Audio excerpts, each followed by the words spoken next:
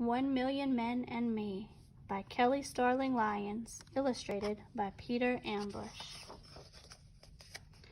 My cousin Omari said no girls were allowed, but Daddy took me. Our bus rumbled through ebony night, my head snuggled into Daddy's warm chest, until pink daylight rose around us and the driver called, "Washington, D.C." Like a quilt of moving pieces, we walked together, singing songs that made my heart dance. We stood tall and proud as mighty oaks, the men, Daddy, and me. They came to make changes, came to make themselves and their communities better. And I was their princess, there to see the dream of this day come true. I squeezed Daddy's hand as the view stretched before us. 1,000,000 black men, 1,000,000 black kings. Happiness glowed in Daddy's eyes. Tears shone too. Daddy lifted me on his shoulders as voices rang around us. Sister Angelo, Reverend Jackson, Minister Farrakhan. Men chanted, a sea of fists thrust towards the sky.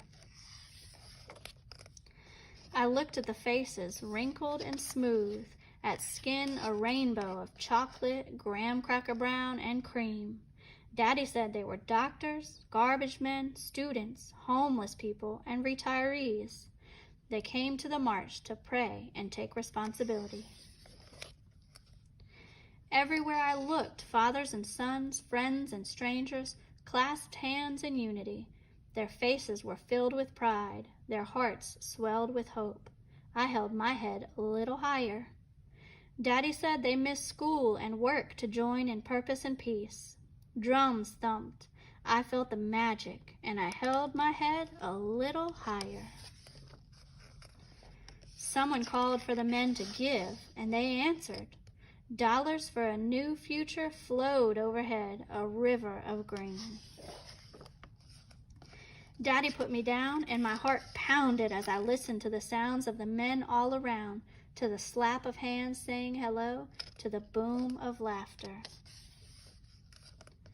The roar of speakers echoed in my ears as powerful words traveled up to the sky and back. I watched Daddy nod and smile at everyone we passed.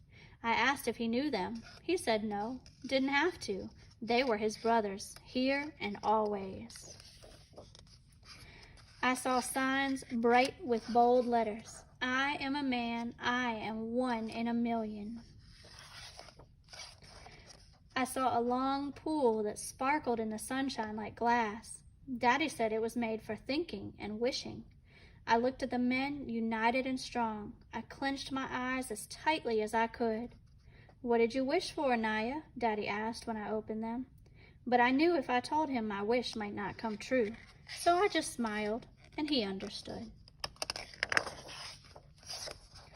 We sat on the grass as cotton candy clouds floated above us, and we watched the men talking and hugging, Daddy and me. Then, like a quilt of moving pieces, we boarded buses, trains, and subways and hopped onto cars all too soon. We headed back down highways, back to Mama and my friends. I waved until my hand got tired and I snuggled my head into its special place. But I'll always remember the day Daddy took me on a journey, the day 1,000,000 black men stood shoulder to shoulder, the day history was made with 1,000,000 men and me. The end.